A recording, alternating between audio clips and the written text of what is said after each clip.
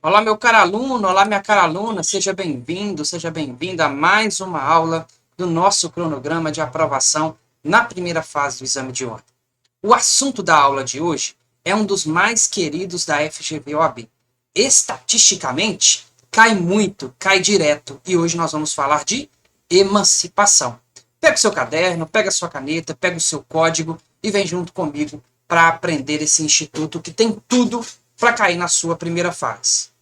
Perceba, a incapacidade, que é aquela falta, ausência da capacidade de fato de poder exercer por si só os atos da vida civil, como já vimos nas aulas anteriores, ela termina em três hipóteses. Quando que a incapacidade acaba? Primeira hipótese, quando o indivíduo atinge 18 anos. Fez 18 anos, nas pegadas do caput do artigo 5º do Código Civil, você atinge a maioridade, o sujeito é maior a partir dos 18 anos, e você atinge também mais a capacidade de fato. Outra situação em que a incapacidade termina, cessa, é com o levantamento da interdição. Imagine que eu tenho uma pessoa, por exemplo, pródigo, que foi interditado por força de uma decisão judicial. Se aquela causa, né, se aquela situação fática que deu motivo à interdição não existir mais, o juiz pode levantar essa interdição e ele volta a ser capaz e automaticamente cessa a sua incapacidade. E por fim, o assunto da aula de hoje é a emancipação. Através do Instituto da Emancipação, também haverá a cessação da incapacidade e o indivíduo poderá, por si só, sem representação, sem assistência, exercer todos os atos da vida civil. Vamos buscar junto comigo aqui um conceito de emancipação. Anota aí no seu caderno da aprovação. O que seria a emancipação? Bem tranquilo. Emancipação nada mais é do que a antecipação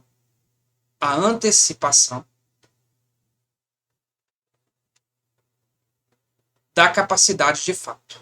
Olha como é que é tranquilo. Emancipação é a antecipação da capacidade de fato.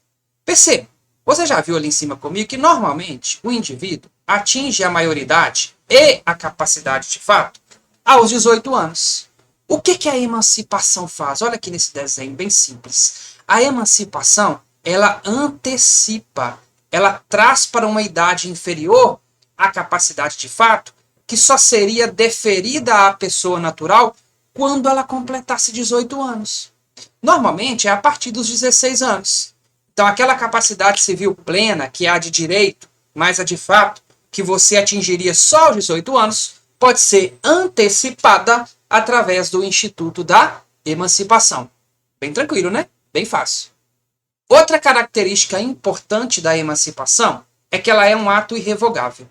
Como assim, professor? Ela é irrevogável. Não tem como voltar atrás.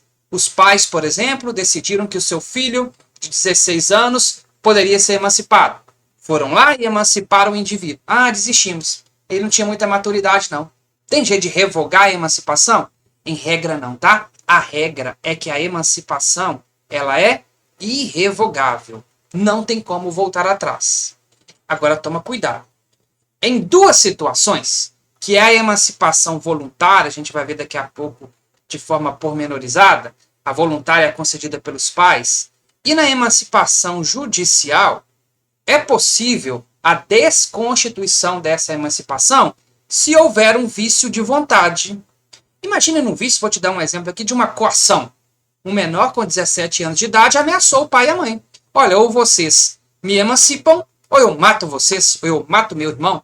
Veja, quando o pai ou a mãe foi lá emancipar o indivíduo, a vontade exteriorizada estava contaminada. Contaminada pelo vício da coação. E aí, nessas situações, quando eu tenho algum vício de vontade, coação, erro, dolo, alguma situação que pode viciar a vontade, há a possibilidade de revogar a emancipação.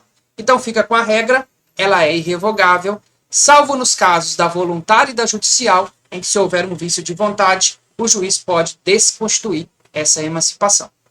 Tudo bem? Meu caro aluno, minha cara aluna, veja esse esquema que eu fiz para você, Salvador, lá no dia da prova. O Instituto da Emancipação As espécies de emancipação, elas estão lá no artigo 5º, parágrafo único do Código Civil.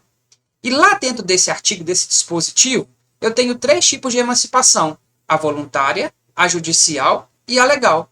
Neste esquema que eu construí aqui, visando a sua aprovação, visando que você lembre e consiga identificar cada tipo de emancipação, eu separei os incisos do artigo 5º, parágrafo único, de acordo com as espécies de emancipação. A voluntária, emancipação voluntária, está ali no inciso 1, primeira parte do Código Civil, lá do artigo 5º do Código Civil, parágrafo único. É aquela concedida por ambos os pais, mediante um instrumento público, sem necessidade de ação judicial. Não fique ansioso, daqui a pouco eu vou trabalhar cada uma das espécies separadamente. Depois temos a emancipação judicial, que também está no inciso 1, mas na segunda parte, na parte final do dispositivo. E por fim temos a emancipação legal, em que há 4 situações em que a lei determina a emancipação do indivíduo. É o casamento, o exercício de um emprego público efetivo, a colação de grau em curso de nível superior e o estabelecimento civil ou comercial, ou relação de emprego, desde que deles o menor tenha uma economia própria.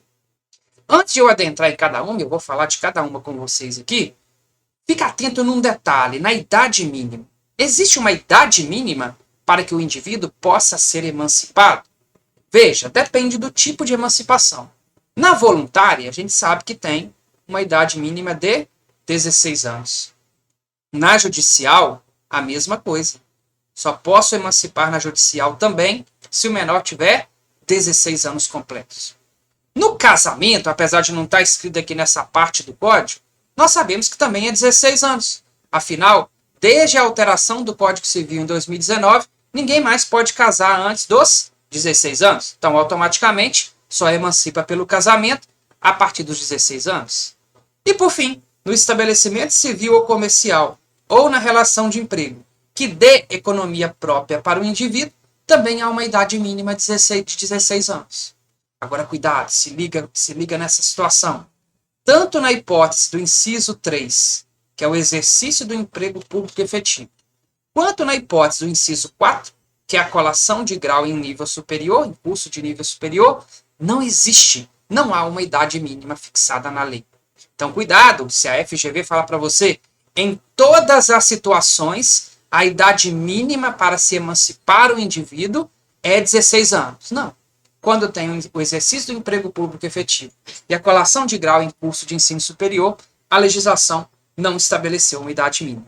Vamos começar agora falando de cada um dos tipos de emancipação. E vamos começar pelo começo, né? Vamos começar pela emancipação voluntária. Galera, a emancipação voluntária é aquela concedida por ambos os pais em consenso, ou de um deles na falta do outro, seja porque esse outro decaiu do poder familiar, ou faleceu, ou está ausente. E essa emancipação ela é feita diretamente no cartório, independente de homologação judicial. Então veja, vai entendendo, vai compreendendo o Instituto. A emancipação é voluntária. Não há de se falar em decisão judicial. A idade mínima, como eu falei para vocês, é 16 anos. Então, se os pais quiserem emancipar um menor, tem que esperar ele completar os 16 anos. Qual que é a finalidade? Qual que é o objetivo? A finalidade é buscar o melhor interesse do menor. Então, os pais, observando que aquele menor já tem uma certa maturidade, que ele, às vezes, ele precisa de exercer alguns atos da vida civil por si mesmo. Ele mora longe, ele mora em outra cidade. E vai ajudá-lo a exercer os atos da vida civil de forma mais eficaz. Esses pais podem conceder a emancipação de forma voluntária, sempre observando o melhor interesse do menor. Então não é assim, eu quero me livrar desse menino, eu quero me livrar desse adolescente, eu não quero mais pagar pensão alimentícia. Então vou emancipar esse sujeito e ele se vira na vida. Não é isso, não é o objetivo. A finalidade aqui é sempre defender o melhor interesse do menor. Olha essa pergunta que eu coloquei para vocês. É um direito do menor? Ou seja, o menor atingiu ele 16 anos, ele pode compelir, ele pode exigir os pais a dá-lo a emancipação, a dar a emancipação a ele? Resposta, não. Não é um direito público subjetivo do menor. Ele não pode, por exemplo, entrar com uma ação judicial para obrigar os pais a emancipá-lo. Isso não é um direito subjetivo desse menor, mas sim uma liberalidade dos pais. Atenção que o Código Civil diz que a concessão tem que ser dos pais ou na falta de ou de um deles na falta de outro. Então, regra, os dois pais vão conceder a emancipação, o pai e a mãe, mas se eu tiver a falta de um deles, e aí a falta de um deles pode ser morte, pode ser ausência, ou pode ser pais que não estão mais no gozo do poder familiar.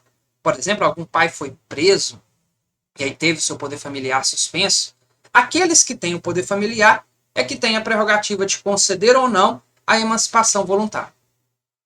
Agora pensa comigo, e se os pais divergirem? Olha, o pai quer emancipar, a mãe não quer. Ou a mãe quer emancipar e o pai não quer. Se ambos os pais, se os pais não concordarem, um deles divergirem, quem vai decidir essa história é o juiz. Eu vou ter uma decisão judicial. O juiz define. Cuidado aqui. Nessa situação em que o juiz vai ter que definir, vai ter que decidir, porque os pais não chegam ao consenso, para a maioria da doutrina, a emancipação continua sendo voluntária. Ela não vai se tornar judicial porque o juiz resolveu o conflito entre pai e mãe. Então, para a maioria da doutrina, ela ainda continua sendo voluntária, mesmo que eu tenha tido uma interferência do juiz. Agora, para uma outra parte da doutrina, alguns doutrinadores vão dizer que nessa situação ela deixa de ser voluntária e passa a ser judicial. Leve para a prova a opinião da doutrina majoritária. Continua sendo voluntária, mesmo que o juiz tenha ali interferido naquela discordância entre os pais. Tudo bem? Qual que é a forma, gente, para fazer essa emancipação? Cuidado, exige-se uma solenidade. A forma é a escritura pública. É um instrumento público, né? A nossa escritura pública. Ou seja, tem que fazer no cartório. Não dá para eu fazer na emancipação por um contrato particular. Não dá. Eu preciso fazer isso através de escritura pública, através de cartório. Preciso de homologação judicial? Tem que levar para o juiz homologar? Resposta, não. Ela é voluntária. Aqui não há necessidade de autorização judicial. Se ambos os pais concordam, o menor tem condições de se emancipar, ele tem uma maturidade já, eles podem ir no cartório, através de escritura pública, instrumento público, e concedem a emancipação. Cuidado para a prova, não falar para você que pode ser por instrumento particular, não pode, só instrumento público, e para falar para você que exige homologação judicial. Não exige, ela é voluntária. Cuidado também com a emancipação maliciosa. O que é essa emancipação maliciosa? Imagine que os pais estão vendo que aquele menor com 16 anos está dando muito trabalho. Cada dia ele causa danos, por exemplo, no patrimônio de outras pessoas. E eles pensam, eu vou emancipar esse menor, porque a partir desse momento ele atinge a responsabilidade civil também. Então todas as besteiras que ele fizer na vida vão ficar por conta dele, eu não vou ter que indenizar ninguém. Todo dia chega um problema para esse pai, um problema para essa mãe, um prejuízo que ele vai ter que arcar devido às atitudes do seu filho. E aí ele faz maliciosamente a emancipação. Não é porque o menor tinha maturidade, muito antes, pelo contrário, é para se livrar do menor. Nessa situação, de acordo com o entendimento do STF, os pais vão poder ser atingidos pela responsabilidade civil, mesmo o menor estando emancipado. Porque nós estaremos diante de uma emancipação maliciosa, que foi feita, que foi levado a cabo apenas para tirar a responsabilidade civil dos pais. Tudo bem? O segundo tipo de emancipação é a emancipação judicial, que é aquela que se dá quando eu tenho um menor tutelado. Perceba, a única situação, coloquei na sua tela, em que a emancipação é judicial é neste caso. Quando eu tenho um menor tutelado, alguém, um tutor que é responsável por este menor, e este menor tutelado vai ser emancipado, aqui por decisão judicial. Então, cuidado, a voluntária é por concessão de ambos os pais. Não precisa de decisão judicial. A judicial, que é a do menor tutelado, aqui vai precisar da intervenção do juiz. A idade é a mesma da voluntária, idade mínima 16 anos. E quem que pode requerer essa emancipação? O próprio menor. O próprio menor, a partir dos 16 anos, ele pode solicitar essa emancipação. E é claro que o tutor vai ser ouvido, é o que diz o COD. Ah, professor, o tutor então não pode solicitar? O tutor não pode, porque a tutela, ela é um munus público, coloquei aqui para vocês. Eu não posso me exonerar, não quero mais ser o tutor, vou emancipar esse indivíduo. Não é uma prerrogativa do tutor, mas sim do próprio menor. E, obviamente, esse tutor vai ser ouvido ali no procedimento. A regulação dessa situação, do processo, vai se dar, obviamente, pelo CPC, pelo Código de Processo Civil. Ele vai estabelecer todas as fases, todas as regras do procedimento de emancipação judicial. Isso fica lá para a aula de processo civil. Aqui para o direito civil ainda não interessa para a gente. Importante, enunciado 397 do CJF. A emancipação por concessão dos pais ou por sentença do juiz está sujeita à desconstituição por vício de vontade. É aquilo que eu falei com vocês lá na possibilidade de revogação. Então, tanto a primeira, que é aqui, ó, a voluntária, quanto a segunda, que é a judicial, ambas podem ser revogáveis por vício de vontade, por vício de consentimento. Terminadas as duas situações, a voluntária e a judicial, vamos para a emancipação legal, onde eu tenho 4 situações dentro da emancipação legal. E a primeira situação é o casamento. Gente, o casamento emancipa. E aqui é muito lógico. Como que alguém vai casar? Vai constituir uma nova família e vai ficar dependendo dos seus pais para celebrar um contrato, para alugar uma casa, para vender um carro, para adquirir um imóvel? Não faz sentido, né? Então você constituiu uma nova família por meio do casamento.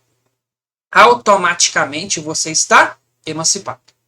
Cuidado aqui comigo. O casamento emancipa, mas a união estável, não.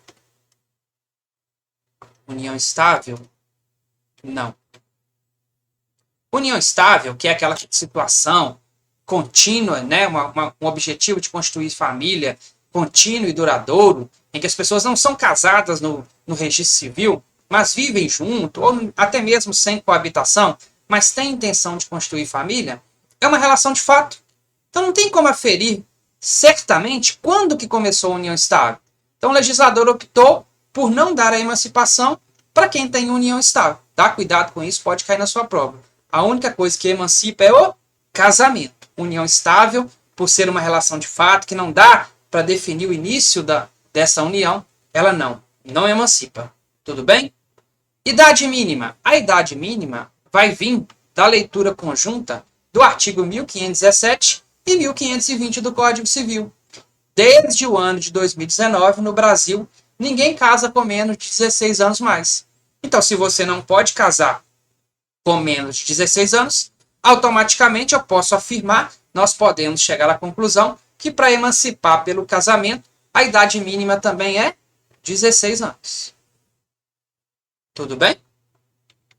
Outro ponto para terminar o casamento, isso aqui já caiu no exame de ordem, é com relação aos efeitos do divórcio, da viuvez, da nulidade ou da anulabilidade do casamento na emancipação. Então imagine, ó, o indivíduo casou com 16 anos, emancipou? Emancipou. Ou casou com 16 anos e depois de 5 meses ele divorciou. Divorciou, vai deixar de ser emancipado?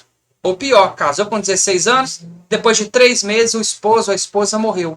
Vai deixar de ser emancipado? Resposta: não. Não vai deixar de ser emancipado.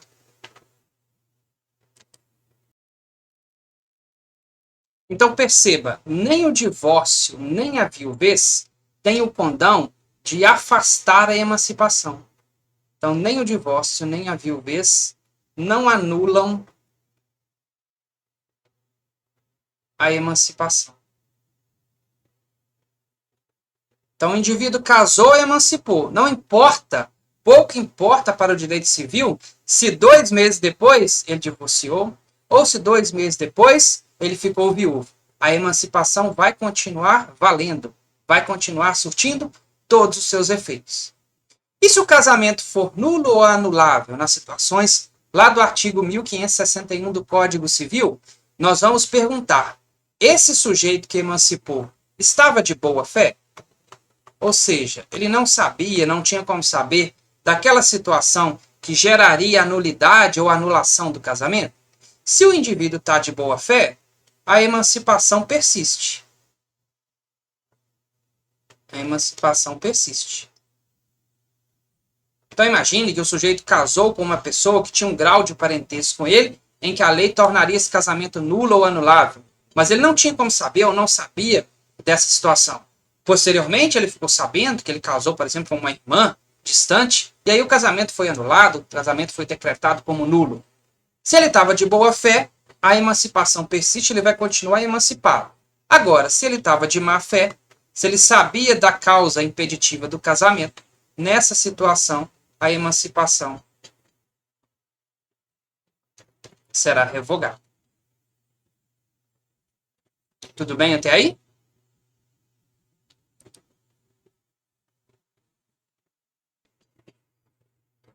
Seguindo mais um pouquinho aqui, a outra hipótese de emancipação legal é o exercício de emprego público efetivo. Aqui, anota comigo os perigos, os buracos do caminho que você não pode cair lá no dia da prova. Primeiro, o que emancipa é o exercício. Veja, não é a posse e não é a nomeação. Lá no direito administrativo, você aprende que um servidor público ele vai passar por esses 3 momentos. A nomeação, onde a administração pública vai chamá-lo a assumir aquele cargo público. Depois que ele foi nomeado, ele vai tomar posse, vai assinar o seu termo de posse. E depois que ele tomou posse, ele vai entrar em exercício, onde ele começa a trabalhar efetivamente. O que emancipa é o exercício, de novo, ó, é o exercício do emprego público efetivo. Não é a posse e não é a nomeação. Cuidado também que, apesar do código usar a nomenclatura emprego público efetivo, eu também aplico para cargo. Então, é emprego ou cargo público efetivo. As duas situações se emancipam. E, por fim, cuidado com a palavrinha efetivo. Servidores contratados, temporários, ocupantes unicamente, exclusivamente de cargo em comissão, ou seja, que não são efetivos, que não passaram pelo crivo do concurso público, estes não emancipam pelo exercício do emprego. Cuidado que tem que ser o emprego público efetivo. Por fim, o inciso 4, ele vai trazer a colação de grau e nível superior. Mais uma vez, ó, não é nível técnico que emancipa, já caiu nas provas. Não é nível médio que emancipa. O que emancipa é se o indivíduo conseguir colar grau em nível superior, né? A situação dos chamados gênios. Aqui, gente, voltando um pouquinho nessa ideia aqui do inciso 3, nós sabemos que é muito difícil ela acontecer na prática. Afinal de contas, todos os editais de concurso, pelo menos a grande maioria deles, exige 18 anos para que o indivíduo possa tomar posse. E aí não há que se falar mais em emancipação.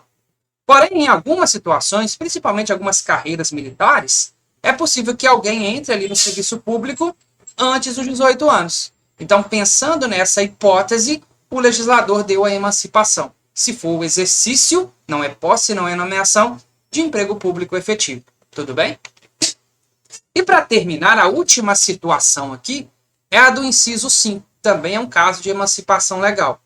Quando o menor tem um estabelecimento civil ou comercial, ou ele tem uma relação de emprego, ele é empregado, e dentro dessa situação ele tem uma economia própria, ele consegue se sustentar, a legislação determina que ele vai ser emancipado. Aqui também, como eu falei para vocês, tem uma idade mínima de 16 anos. É o caso muito corriqueiro de jogador de futebol, de ator, de atriz jovens, que já tem um alto salário e consegue economia própria. E nessa situação, o que o legislador pensou? Se essa pessoa já tem essa renda, já tem economia própria, esse mesmo menor, ele vai poder reger a sua vida, ele vai poder celebrar os atos da vida civil.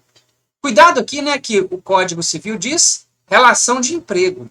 A gente sabe que lá no direito do trabalho, ainda vamos ver isso aqui nas revisões de direito do trabalho, relação de emprego é espécie do gênero relação de trabalho. O que emancipa é a relação de emprego, né, que é um tipo de relação de trabalho.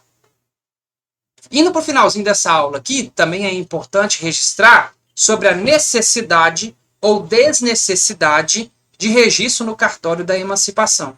Se a prova da OAB pergunta para você, é necessário que para a produção de efeitos, a emancipação feita judicialmente, voluntariamente ou legal, tem que ser registrada lá no registro civil? Ou não precisa de registro? A resposta é depende. Se a emancipação foi voluntária, lembra comigo? A voluntária é aquela concedida pelos pais.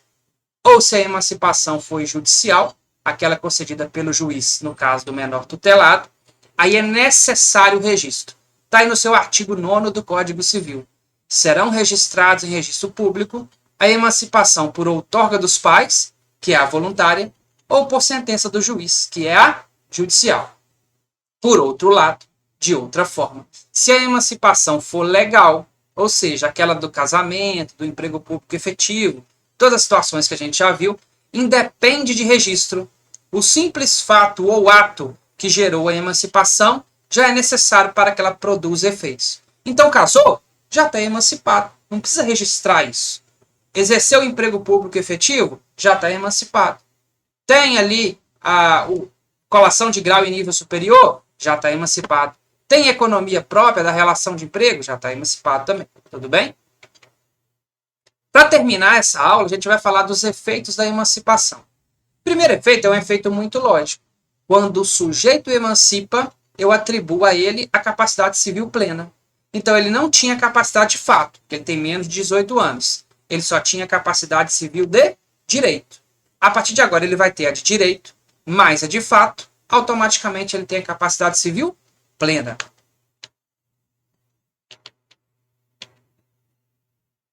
Voltando aqui, a segunda situação é a emancipação não afasta as regras previstas em legislação especial. Muito cuidado, porque isso aqui tem tudo para cair na sua prova. Veja, se a OAB contar para você que o menor está emancipado, esse menor emancipado pode, por exemplo, frequentar locais, shows, por exemplo, casas noturnas, em que se exige a idade mínima de 18 anos. Mas ele está emancipado, será que ele não pode frequentar lá? Ele pode dirigir carro, solicitar e tirar a carteira nacional de habilitação? Cuidado, a emancipação não afasta as regras dessas legislações especiais. Então, por exemplo, o ECA, está aí no enunciado 530 do CJF, é uma legislação especial. Então, mesmo emancipado, ele ainda continua adstrito às regras do ECA. Por exemplo, a proibição de entrar em determinados locais, determinadas boates. O Código de Trânsito Brasileiro vai dizer que para alguém dirigir é necessária a idade mínima de 18 anos. Então, nessa situação, também o código vai prevalecer e a emancipação não vai surtir efeitos. Então, veja, uma regrinha para levar para a prova. A emancipação não tira, não afasta regras de legislação especial. Se uma lei especial, como o ECA, como o Código de Trânsito, exigir uma idade de 18 anos, ela vai ter que ser observada, mesmo que esse menor já seja emancipado. E, por fim, a atribuição de responsabilidade civil. Ora, se você foi emancipado, adquiriu a capacidade civil plena, a partir daquele momento, você vai responder por todas as suas ações e omissões que causarem dano a outra pessoa. Em outras palavras, vai incidir sobre você a responsabilidade civil e todas as decorrências dela, como, por exemplo, o dever de indenizar. Cuidado com o enunciado 41 do CJF. A única situação em que vai poder haver responsabilidade solidária é nos casos de emancipação voluntária ali dos pais. Principalmente se enquadrar naquela situação de emancipação maliciosa. Então, veja, o pai emancipou para se livrar daquele menor problemático. Em regra, ele responde civilmente pelos atos da vida civil. Ele que vai ter que indenizar quem ele causar prejuízo. Mas se eu tiver ali naquela situação de emancipação voluntária, de emancipação maliciosa, dentro da emancipação voluntária, é possível que o pai também responda solidariamente com o menor. Para finalizar a aula de hoje, eu vou responder junto com vocês algumas questões sobre o tema emancipação que já foram cobradas no exame de ordem. Aqui no nosso cronograma, logo aqui abaixo, todas as questões estão lá na forma de quiz, como você já sabe, como já foi orientado. Então, primeiro vá lá, responda as questões com o seu código, tentando lembrar dessa aula que eu acabei de ministrar para vocês. Depois volta aqui para o vídeo para conferir a correção comigo. Veja essa questão da tela. Caiu no 30º exame de ordem do ano de 2019. Alberto, adolescente, obteve autorização de seus pais para casar-se aos 16 anos de idade. Então veja, Alberto, a partir desse momento, está emancipado. Por quê, professor? Porque o casamento emancipa. Então, a partir do momento que ele casou, uma das causas de emancipação legal é o casamento. O Alberto está emancipado. O casal viveu feliz nos primeiros meses de casamento, mas após certo tempo de convivência, começaram a ter constantes desavenças. Assim, a despeito dos esforços de ambos para que o relacionamento progredisse, os dois se divorciaram. Então veja, casaram e depois divorciaram pouco mais de um ano após o casamento.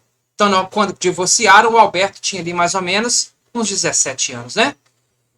Muito frustrado, Alberto decidiu reunir algumas economias e adquirir um pacote turístico para viajar pelo mundo e tentar esquecer o ocorrido. Considerando que Alberto tinha 17 anos quando celebrou o casamento, o contrato com a agência de turismo e que fez sem qualquer participação de seus pais, esse contrato é o quê? Galera, vamos relembrar? Se o contrato foi celebrado por uma pessoa absolutamente incapaz, ele é nulo. Se um contrato foi celebrado por uma pessoa relativamente incapaz, ele é anulável.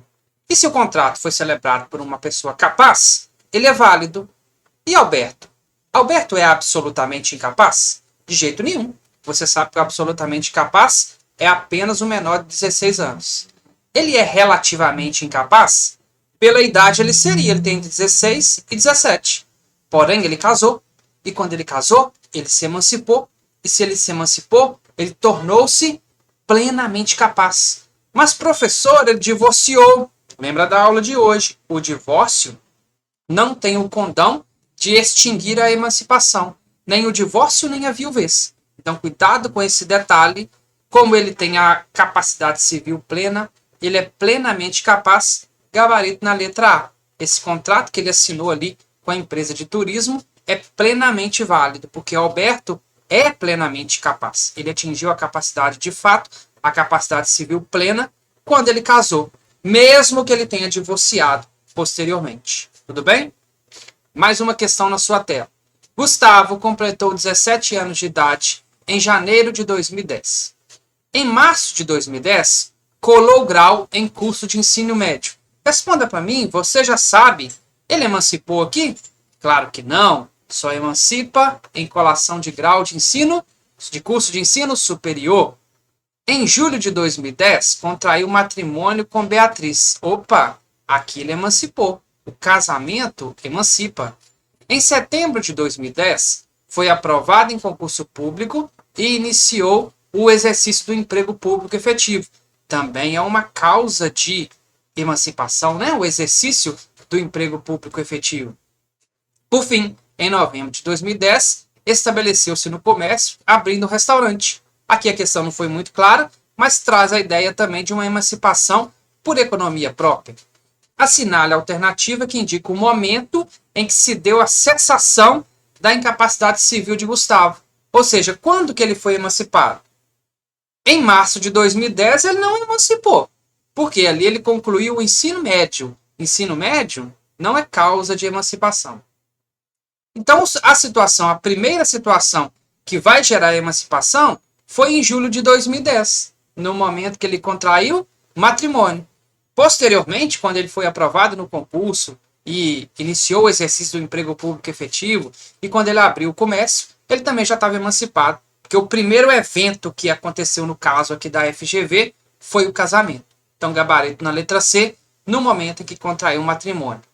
Mais uma questão, provando para você que esse tema não cai na prova. Esse tema despenca no exame de ordem. Os tutores de José consideram que o rapaz, aos 16 anos, tem maturidade e discernimento necessários para praticar os atos da vida civil. Por isso, decidem conferir ao rapaz a sua emancipação. Consultam, para tanto, um advogado que lhes aconselha corretamente no seguinte sentido. Então, fique esperto, vá separando aí no seu material. Eu tenho tutores. Se eu tenho menor tutelado, a emancipação é emancipação judicial, ou seja, aquela que só é feita por meio de uma decisão do juiz. Vamos ver as alternativas. Letra D, vamos de baixo para cima. José poderá ser emancipado por instrumento público com averbação no registro de pessoas naturais. Falso. se é menor tutelado só por decisão judicial. Letra C. José poderá ser emancipado via instrumento público ou particular, sendo necessário procedimento judicial. Não pode ser emancipado via instrumento público ou particular. Letra B. José poderá ser emancipado via instrumento público, sendo desnecessária a homologação do juiz. Só seria desnecessária se fosse a judicial. Por fim, se fosse a voluntária, né? Aquela dos pais. Por fim, gabarito na letra A, José poderá ser emancipado em procedimento judicial com a oitiva do tutor sobre as condições do tutelado. Meu caro aluno, minha cara aluna, espero que você tenha aprendido tudo sobre o Instituto da Emancipação. Estude, faça mapas mentais, grife esses dispositivos no seu código, que tem tudo para cair lá na sua primeira fase do exame de ordem. E vamos juntos.